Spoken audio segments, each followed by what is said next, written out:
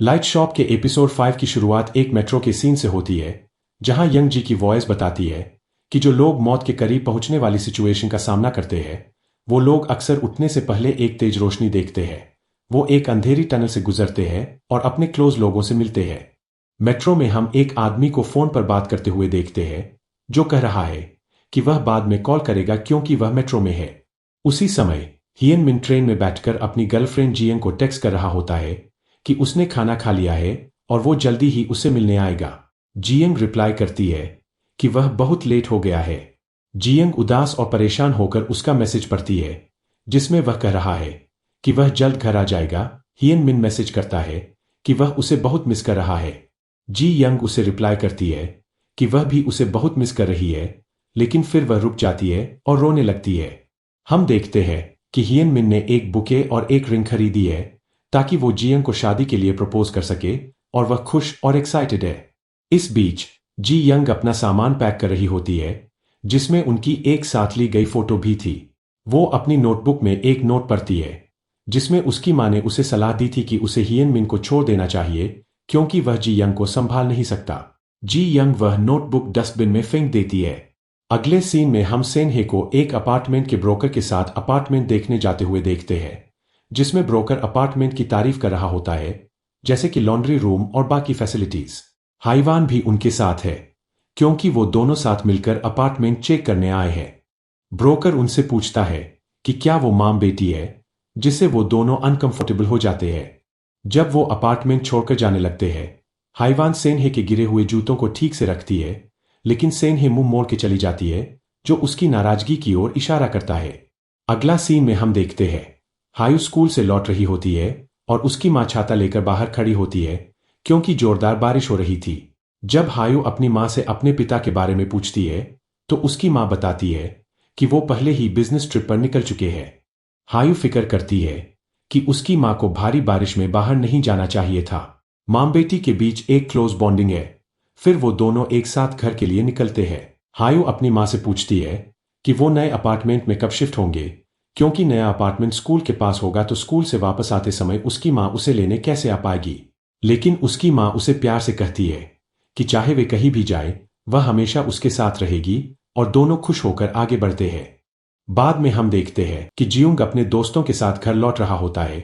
वे उसके जूतों की सफाई पर मजाक कर रहे होते हैं कि वो बास्केटबॉल खेलता है और उसके जूते इतने साफ है। और फिर उसके दोस्त घर चले जाते हैं। अगले सीन में एक बस ड्राइवर दिखाई देता है, जो फोन पर बात कर रहा होता है कि वह बस चलाने जा रहा है, लेकिन उसे बस में एक अजीब आवाज सुनाई देती है, और ऐसी हालत में बस चलाना रिस्की हो सकता है, इसलिए वो बस को गैराज ले जाने की बात करता है। लेकिन उसे बताया जाता है कि अगर वो बस को दूसरे गैराज में चेक करवाता है, तो उसे रिपेयर का खर्च खुद उठाना होगा, इसलिए वो बस को अगले दिन अपने ही गैराज में ले जाने का सोचता है ताकि पैसे बचा सके, और फिर बस स्टार्ट करता है। थोड़ी देर बाद एक ओल्ड लेडी अपने पोते को बस में चढ़ने में मदद करती है और ड्राइवर से कहती है कि वो उसका ध्यान रखे। फिर बस रवाना होती है और रेडियो में भारी बारिश का अलर्ट सुनाई देता है। इस दौरान हियन मिन मेट्रो से बाहर निकलता है, लेकिन उसे अचानक याद करता है कि उसने अपना बुके ट्रेन में ही छोड़ दिया है। वो जल्दी से वापस जाता है, लेकिन फिर सोचता है कि अब वापस जाने से बुके मिलेगा नहीं, और उसे खुद के इतने केयरलेस होने पर गुस्सा आता है। बस स्टेशन पर उसे वही आदमी दिखता है जो ट्रेन में अपनी पत्नी से प्यार से बात कर रहा था। हियन मिन भी जियंग को टेक्स्ट करता है कि वह देर से आएगा लेकिन जल्दी घर आ जाएगा, और वो उसे बहुत मिस कर रहा है। उसके बाद हम देखते हैं कि जियंग ने अपनी दुकान को पर्सनल रीजंस के कारण बंद कर दिया है। फिर वह अपनी छोटी सी दुकान को देखती है और अपनी टेबल पर रखी घंटी को देखती है, जिस पर एक साइन है, एब्सेंस होने पर दबाएं। इस टाइम हमें पता चलता है कि जियंग बोल और सुन नहीं सकती है। उसे हियन मिन का मैसेज आता है कि उसे बारिश के कारण आने में देर होगी, जिसे पढ़कर उसे कुछ राहत मिलती है। बस स्टॉप पर रुकती है और ड्राइवर को बस के ब्रेक में प्रॉब्लम फील होती है। हियन मिन बस में चढ़ता है, ड्राइवर से हेलो करता है और अपनी सीट पर बैठता है। बस अगले स्टॉप पर जाती है, जहां जियुंग खड़ा हुआ होता है, और जैसे ही वह बस में चढ़ने वाला होता है, पानी उसके जूतों पर उछल जाता है, जिन्हें वह सूखा रखने की कोशिश कर रहा था। ड्राइवर को फिर से बस के ब्रेक्स में प्रॉब्लम फील होती है। जियुंग बस में चढ़ता है और अपनी सीट पर बैठता है। ड्राइवर सोचता है कि उसे बस को जल्दी रिपेयर कराना चाहिए, और नॉट इन सर्विस का साइन लगाकर बस ड्राइव करता है। अगले सीन में हम सेन हे और हाईवान को देखते हैं। सेन हे गुस्से में तेजी से चल रही होती है, जबकि हाईवान उसके पीछे पीछे चलती है। सेन हे चिढ़कर हाईवान से कहती है कि वह उसका पीछा न करे और कंप्लेन करती है कि उन्हें हमेशा अपने रिश्ते को लोगों से छुपाना पड़ता है, जैसे कि वो कोई अपराध कर रहे हों। वह पूछती है कि वो आखिर कब तक अपना रिश्ता छुपाएंगे। हाईवान जवाब देती है कि ऐसा इसलिए है क्योंकि उनकी उम्र में काफी फर्क है, इसलिए वो दोनों एक कपल की तरह नहीं दिखते। ऐसी सिचुएशन के लिए वो अपने आप को ब्लेम करती है और गिल्टी फील करती है। सेन हे बोलती है कि लोग क्या सोचेंगे, उन्हें उसकी परवाह नहीं करनी चाहिए, लेकिन हाईवान बोलती है कि इससे केवल और परेशानी होगी। सेन हे, जो अभी भी गुस्से में है, कहती है कि वह इस तरह नहीं जी सकती और हाईवान से कहती है कि वो उससे दूर रहे और फिर कभी अपना चेहरा न दिखाए। तभी वहां बस आ जाती है। सेन हे नंगे पैर गुस्से में बस में चढ़ जाती है और सीट पर बैठ जाती है। हाईवान अपने जूते और सामान उठाती है और बस में जाकर सेन हे के पीछे बैठ जाती है। नेक्स्ट बस स्टॉप पर हायू और उसकी मां बस को रोकने की कोशिश करती है, लेकिन ड्राइवर दूर से इशारा करता है कि उसे बस को गैराज ले जाना है। फिर भी जब वो मां बेटी को बस के पीछे दौड़ते हुए देखता है तो बस रोक देता है। हायू ड्राइवर को डांटती है कि उसके कारण उसकी मां को दौड़ना पड़ा, पहले ही उसकी मां को पैरों में प्रॉब्लम है। ड्राइवर माफी मांगता है और फिर से बस शुरू कर देता है। बस जब पुल से गुजर रही होती है तो सभी अपने अपने ख्यालों में खोए होते हैं, अपनी अपनी मंजिल तक पहुंचने का इंतजार कर रहे होते हैं। अचानक बस का एक टायर फट जाता है, जिससे बस मुड़ जाती है। ड्राइवर बस को कंट्रोल करने की कोशिश करता है, लेकिन सामने से एक ट्रक आ रहा होता है, जिसका ड्राइवर फोन में बिजी होता है। बस ट्रक से टकरा जाती है, पलटती है और सीधा नीचे नदी में गिर जाती है। जियंग, जो वहां से थोड़ी ही दूरी पर पैदल चल रही होती है, हियन मिन के मैसेज को पढ़ती है और रिप्लाई करती है। तभी वो पुल से नीचे गिरती हुई बस को देखती है और घबरा जाती है। वह हियन मिन को कॉल करने की कोशिश करती है, लेकिन वह जवाब नहीं देता, जिससे वो और भी ज्यादा डर जाती है। फिर वो इमरजेंसी सर्विसेज को कॉल करती है, लेकिन जब उससे इमरजेंसी के बारे में पूछा जाता है, वो कुछ बोल नहीं पाती। डरी हुई जियंग बस की तरफ दौड़ती है। हम देखते हैं बस के अंदर सभी पैसेंजर पानी में है। हियन मिन के फोन में जियांग का मैसेज दिखाता है और पानी में डूबने से पहले जियोंग अपनी बास्केटबॉल उस एक छोटे बच्चे को दे देता है। ड्राइवर भी पानी में डूबा दिखता है। हॉस्पिटल के बाहर पुलिस इकट्ठा हो गई है और सभी पेशेंट्स को इमरजेंसी रूम में इलाज के लिए ले जाया जा रहा है। हियन मिन भी उन पेशेंट्स में से एक है और डॉक्टर बताते हैं कि उसकी पीठ में सीरियस चोटें आई है। एक्सीडेंट में घायल छोटा बच्चा और हायू भी वही है। डॉक्टर बस ड्राइवर को बचाने की कोशिश कर रहे हैं। इसी बीच एक और घायल ड्राइवर यंगजी के पास आता है और सीने में दर्द की शिकायत करता है और पूछता है क्या वह उसकी मदद कर सकती है। यंगजी, जो पहले से ही किसी के इलाज में बिजी होती है, उसे बताती है कि वह थोड़ी देर इंतजार करे। इस बीच हाईवान और सेन हे को एक साथ लाया जाता है। इसी समय जियांग हॉस्पिटल पहुंचती है और अंदर जाते ही वो पेशेंट्स के इलाज का भयानक सीन देखती है, लेकिन बहरे होने के कारण वह कुछ भी नहीं सुन पाती। चिंता में डूबे फैमिली मेंबर्स बाहर से इंतजार करते हैं। अचानक एक डेड बॉडी को बाहर लाया जाता है, जिससे सभी लोग टेंशन में आ जाते हैं। एक डॉक्टर पूछता है कि क्या वहां ड्राइवर की फैमिली से कोई है। पास बैठी ड्राइवर की पत्नी यह समझ जाती है कि यह उसका पति है और यह सुनकर कि उसे बचा नहीं पाए, वो टूटकर रोने लगती है। कुछ समय बाद जियूंग को बाहर लाया जाता है। उसके माता पिता उसे देखते हैं और रोने लगते हैं। उसे एक दूसरे रूम में शिफ्ट कर दिया जाता है। फिर हायू को बाहर लाया जाता है और एक आदमी खुद को हायू का फैमिली मेंबर बताता है और उसके साथ चलता है। इसके बाद सेन हे को बाहर लाया जाता है और उसके माता पिता उसे देखने के लिए दौड़ते हैं। ये सारे लोग कोमा में थे। हियन मिन के माता पिता आखिरी में अकेले बैठे इंतजार कर रहे होते हैं। फिर एक और डेड बॉडी को बाहर लाया जाता है, जो हायू की मां की होती है। वहां उसका कोई फैमिली मेंबर नहीं होता। डॉक्टर उसकी बॉडी ले जाते हैं। हियन मिन के माता पिता अभी भी उम्मीद करते हैं कि उनका बेटा जीवित हो सकता है। इसी बीच पुलिस आती है और हियन मिन का फोन उसके माता पिता को सौंप देती है, जो उन्होंने एक्सीडेंट स्पॉट से कलेक्ट किया था। फोन देखकर हियन मिन की मां टूटकर रोने लगती है और अपने बेटे की सलामती की दुआ करती है। वहीं जियंग हॉस्पिटल के बाहर बैठी होती है और हियन मिन को कॉल करती है, लेकिन उसकी माँ कॉल को रिजेक्ट कर देती है। इसके बाद जियंग को एक टेक्स्ट मिलता है जिसमें लिखा रहता है कि हियनमिन की डेथ हो गई है और सब कुछ तुम्हारे कारण हुआ है। यह पढ़कर जियंग गहरे दुख में डूब जाती है और हॉस्पिटल से चली जाती है।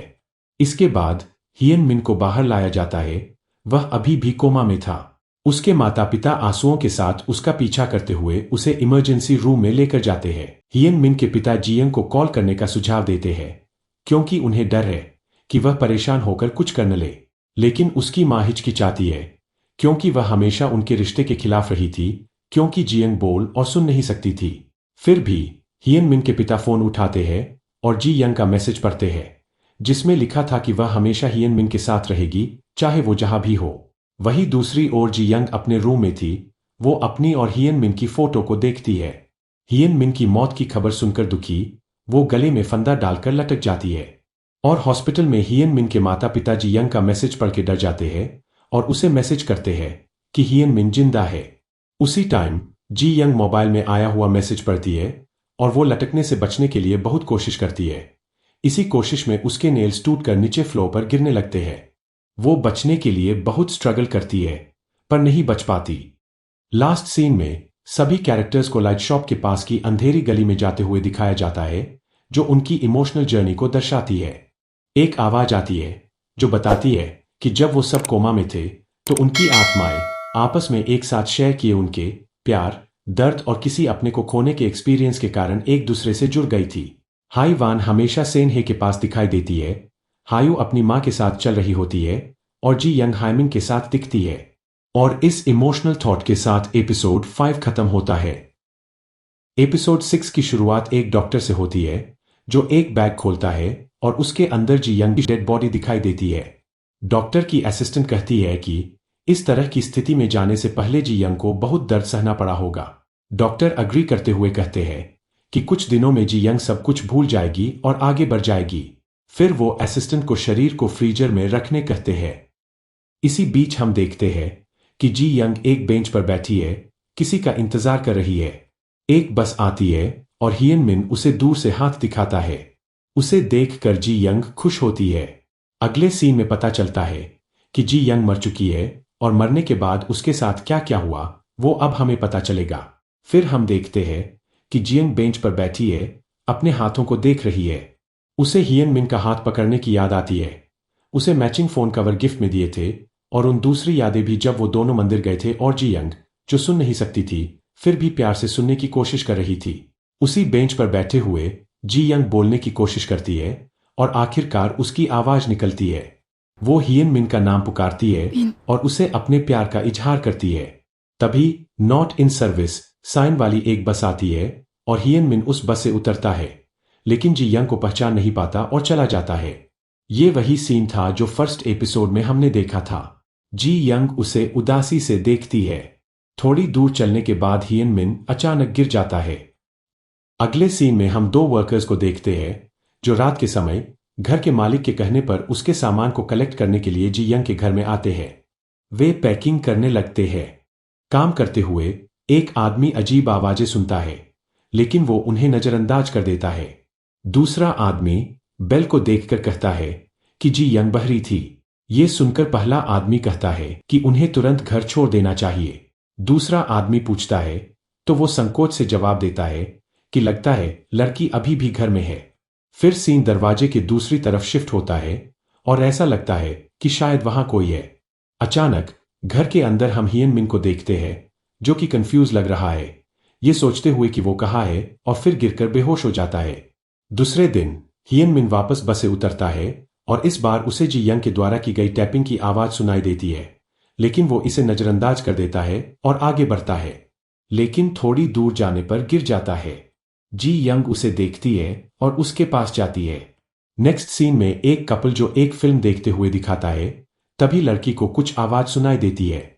जब वो पीछे मुड़कर देखती है तो वो जी यंग को एक सूटकेस के साथ खड़ा हुआ देखती है, लेकिन जब वो एक बार फिर से देखती है तो वहां कोई नहीं होता। घबराकर वो लोग वहां से चले जाते हैं। फिर हम जी यंग को सिलाई करते हुए देखते हैं। वो हियनमिन को बचाने के लिए उसकी बॉडी सिलाई कर रही थी। उसके बाद हियनमिन को मूवी थिएटर में होश आता है। फिर सीन तीसरे दिन पर शिफ्ट होता है उस दिन जब हियन मिन ने जी यंग से बात करने की कोशिश की थी। जी यंग ने पूछा था, क्या तुम मुझे पहचानते हो? लेकिन हियन मिन कंफ्यूज था। जी यंग ने देखा कि हियन मिन के पैरों के पास खून बह रहा था और हियन मिन वहां से चला गया। थोड़ी दूर जाते ही वो फिर से गिर पड़ा। एक मंदिर में एक साधु कुछ अजीब फील करता है और फिर हम देखते हैं कि जी यंग फिर से हियन मिन के घाव को सिल रही है ताकि वो उसे जिंदा रख सके। अगले सीन में चौथे दिन जी यंग हियन मिन से कहती है कि वो उसे घर ले चले क्योंकि उसके पास ज्यादा समय नहीं बचा है। इस बीच डॉक्टर फ्रीजर के पास जाते हैं और असिस्टेंट उन्हें इन्फॉर्म करती है कि हालांकि फ्रीजर काम तो कर रहा है पर खुल नहीं रहा है। वो सजेस्ट करती है कि किसी को बुलाया जाए, लेकिन डॉक्टर कहते हैं कि ये जरूरी नहीं है और जी यंग अपने किसी करीबी के लिए कुछ करना चाहती है, इसलिए वो थोड़ा और समय लेगी। लाइट शॉप में जब बारिश की वजह से डिटेक्टिव रुक गया था, वन यंग उसे कॉफी देता है और उसे गौर से देखता है। डिटेक्टिव पूछता है, तुम मुझे क्यों घूर रहे हो जैसे मेरी शक्ल पर रहे हो? वन यंग जवाब देता है कि ये उसके काम का हिस्सा है, ग्राहकों पर ध्यान देना। फिर डिटेक्टिव वो बॉक्स नोटिस करता है और वन यंग कहता है कि ये हायू ने बनाया था जो पहले लाइट शॉप में आई थी। डिटेक्टिव को शक होता है कि वन यंग इतने बड़ी बेटी का पिता नहीं हो सकता, लेकिन वन यंग क्लियर करता है कि हायू उसकी बेटी नहीं है और फिर डिटेक्टिव से उसकी बेटी के बारे में पूछता है। डिटेक्टिव जवाब देता है कि उसकी वाइफ का मिसकैरेज हो गया था और ये सुनकर वन यंग दुखी हो जाता है। डिटेक्टिव फैसला करता है कि वो अब चला जाएगा क्योंकि बारिश रुक गई है। वन यंग पूछता है, क्या तुम सारी रात उस आदमी को ढूंढते रहोगे? तो डिटेक्टिव जवाब देता है, मेरे पास कोई और काम नहीं है, और फिर उस आदमी को ढूंढने निकल जाता है। पास्ट में हम देखते हैं कि डिटेक्टिव अपनी पत्नी के साथ डिनर कर रहा है, जो शिकायत करती है कि वो हमेशा काम में व्यस्त रहता है। डिटेक्टिव समझाता है कि उसे काम करना जरूरी है क्योंकि वो जिंदगियां बचाता है। ये कहकर वो अपनी नाइट शिफ्ट के लिए निकल जाता है। वो अंधेरे गलियों में दौड़ते हुए उस आदमी को ढूंढता है और लास्ट एक स्कूल में पहुंचता है। क्लास में एंटर करते हुए वो चारों तरफ देखता है और लॉकर पर लिखे नाम पढ़ता है। वो एक लॉकर पर हेस्टल नाम देखता है। ये वो नाम था जिसे उन्होंने अपनी बेटी का नाम रखने के लिए तय किया था, जो पैदा होने वाली थी। फिर पास्ट में डिटेक्टिव की पत्नी गहरे दुख में उसे अपने मिसकैरेज की बात बताती है। वो हॉस्पिटल में अकेली थी जब डॉक्टर ने उसे बताया कि उसका मिसकैरेज हो गया था। उसने अपने बच्चे के लिए एक हेड सिला था और जूते भी खरीदे थे। डिटेक्टिव, जो खुद को दोषी महसूस कर रहा था, बार बार अपनी पत्नी से माफी मांगता है और पूछता है कि क्या वो ठीक है। वो उसे झूठी तसल्ली देती है कि वो ठीक है। प्रेजेंट में डिटेक्टिव इन यादों से डर कर घर के लिए भागता है। थोड़ा नॉर्मल होकर वो फिर से गलियों में दौड़ता है और लाइट शॉप के पास से गुजरता है। डिटेक्टिव एक जगह पर गिर पड़ता है। उसकी आंखें धुंधली हो जाती है और वो अपनी आंखों में कुछ अजीब महसूस करने लगता है। अचानक उसे एक कार के इंजन की आवाज सुनाई देती है और वो उसके पीछे दौड़ पड़ता है। हम देखते हैं हायू गली में जाने से डर रही है। वो स्ट्रेंजर से बचने के लिए तेजी से चलने लगती है। तभी उसे एक कुत्ते की भौंकने की आवाज सुनाई देती है, जिससे वो डर जाती है। वो कुत्ते से चुप रहने को कहती है, सोचती है कि वो आदमी इस कुत्ते को ढूंढ रहा होगा, लेकिन कुत्ता भौंकता रहता है और आखिरकार चला जाता है। डरते हुए हायू अपने घर की ओर भागती है। जब वो लिफ्ट में एंटर करती है तो हियन मिन अचानक सामने आ जाता है। हायू डर जाती है, सोचती है कि वो शायद एक स्ट्रेंजर होगा और उसे अनदेखा करने की कोशिश करती है। जैसे ही लिफ्ट के दरवाजे खुलते हैं, वो तेजी से अपने घर की ओर भागती है और दरवाजा खोलने की कोशिश करती है। हियन मिन उसके पास से गुजरता है और अपने अपार्टमेंट की ओर जाता है। ये देखकर हायू को राहत मिलती है। जब वो अंदर जाने वाली होती है तो हियन मिन उससे पूछता है, क्या तुम मुझे जानती हो? हायू कहती है, नहीं, और हियन मिन कंफ्यूजन में पूछता है, मैं यहां कब आया? और फिर अचानक हियन मिन फिर से गिर जाता है और हायू डर से कांप जाती है। तभी जियांग वहां आ जाती है और हायू से कहती है, साइड हो जाओ, मुझे जल्दी है। फिर जियांग एक सूटकेस लेकर आती है और उसे खोलती है। जिज्ञासु होकर वो दरवाजे को थोड़ा खोलती है और देखती है कि जियांग कुछ अजीब तरह से हियन मिन के घावों को सील रही है। तभी हायू की मां पीछे से उसे पकड़ लेती है और उसका मुंह बंद कर देती है। वो हायू को वार्न करती है कि जो कुछ भी उसने देखा है उसके बारे में कुछ न कहे। दरवाजे के होल से जियांग कहती है कि हम दोनों एक जैसी स्थिति में हैं, लेकिन मुझे समझ नहीं आता कि हियन मिन को मैं याद क्यों नहीं हूं। ये कहकर जियांग चली जाती है। जियांग के जाने के बाद हायू गुस्से में अपनी माँ से सवाल करती है, तुमने दरवाजा क्यों नहीं खोला? वो अजीब औरत क्या कर रही थी? उसकी माँ कोई जवाब नहीं देती और हायू को साइन लैंग्वेज में एक बल्ब दिखाती है, ये पूछने के लिए कि उसने नए बल्ब क्यों नहीं खरीदे। हायू परेशान होकर चिल्लाती है, तुम्हें सिर्फ बल्ब की पड़ी है, और रोने लगती है। वो शिकायत करती है कि सब कुछ कितना अजीब फील हो रहा है, कैसे उसके स्कूल के दोस्त उसे ना पहचानने का दिखावा करते हैं और वो कितनी अकेली महसूस करती है। इसके बावजूद उसकी माँ केवल बल्ब पर ध्यान देती है। गुस्से में हायू बल्ब का डिब्बा फेंक देती है, उसे तोड़ देती है और अपनी माँ से कहती है, तुम खुद इसे खरीद लो, मैं फिर कभी बाहर नहीं जाऊंगी। फिर वो अपने रूम में चली जाती है। इस बीच अपने ही थॉट्स में खोई हुई जियांग लिफ्ट से बाहर आती है, ये सोचते हुए कि अब उसे कहाँ जाना चाहिए। फिर हम यंग जी को हॉस्पिटल में देखते हैं, जो हियन मिन को देख रही है, जो बेहोश पड़ा है। एक दूसरी नर्स उसके पास आती है और कुछ मांगती है। नर्स के जाने के बाद यंग जी नोटिस करती है कि जियांग हियन मिन के पास में बैठी है और रो रही है। वो उसके पास जाती है और इनडायरेक्टली कहती है कि उन्होंने सब कुछ कर लिया है, अब ये मरीज की इच्छा शक्ति पर डिपेंड करता है। वो माफी मांगते हुए कहती है कि ये सिर्फ हियन मिन की ताकत नहीं है, बल्कि कोई और भी है जो उसे जिंदा रहने के लिए इच्छा शक्ति दे रहा है। फिर हम फ्लैशबैक में देखते हैं, जहां डॉक्टर एक चमत्कारी रिकवरी केस पर चर्चा कर रहे होते हैं। वो कोई और नहीं हियन मिन था, जिसे जियांग ने घावों को सिलकर उसे जिंदा रखा है। अगले सीन में हम सेन हे को उस रूम से डरते हुए देख रहे हैं जहां से रोशनी आ रही है। सेन हे एक कपड़ा उठाती है और उस लाइट वाले रूम में वापस जाती है। उसे हाई वन के साथ बिताए गए पल याद आते हैं, जब उसने गुस्से में चिल्लाते हुए कहा था कि वो हाई वन को फिर कभी नहीं देखना चाहती और चाहती थी कि वो चली जाए। उसे बस एक्सीडेंट का सीन याद आता है, जहां हाई वन ने उसे सही समय पर पकड़कर उसकी लाइफ बचाई थी। वो कपड़ा उसके हाथ में है, जो उसी हॉस्पिटल का है जहां वो अभी एडमिट है। सब याद आते ही सेनहे टूट जाती है और रोने लगती है, क्योंकि अब वो समझ चुकी है कि हाई वन ने दूरी बनाई थी क्योंकि सेनहे नहीं चाहती थी कि वो उसे देखे।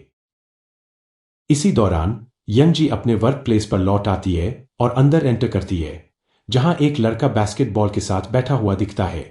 वो लड़के से पूछती है, तुम स्कूल क्यों नहीं गए हो? लड़का जवाब देता है, मैं किसी से मिलने आया हूं जो अंदर है। यंग जी बताती है कि वो अंदर नहीं जा सकता अगर वो पेशेंट के परिवार का सदस्य नहीं है। लड़का जोर देकर कहता है कि वो किसी दोस्त से मिलने आया है और बास्केटबॉल दिखाते हुए बताता है उसे कुछ वापस करना है। वो बताता है कि किसी ने उसे ये बॉल एक्सीडेंट के दिन दी थी। यंग जी पूछती है कि ये बॉल किसकी है, लेकिन लड़का उस लड़के का नाम नहीं जानता। यंग जी जान जाती है कि ये बॉल किसकी हो सकती है और वो उसे वादा करती है कि वो इसे लौटा देगी। इसके बाद हम देखते हैं कि जियांग उसी रास्ते पर चल रही है सूटकेस के साथ, जब उसे ड्राइवर दिखाई देता है। वे दोनों अपनी अपनी दिशा में अलग अलग जाते हैं। इस बीच डिटेक्टिव भी दिखता है, जो एक अलग दिशा में जा रहा होता है। ये सभी लोग उसी सड़कों पर भटकते हुए दिखाई देते हैं। डिटेक्टिव अपना लाइटर जलाता है, जो एक लंबे समय से खराब था, लेकिन आज वो चमत्कारी रूप से जल जाता है।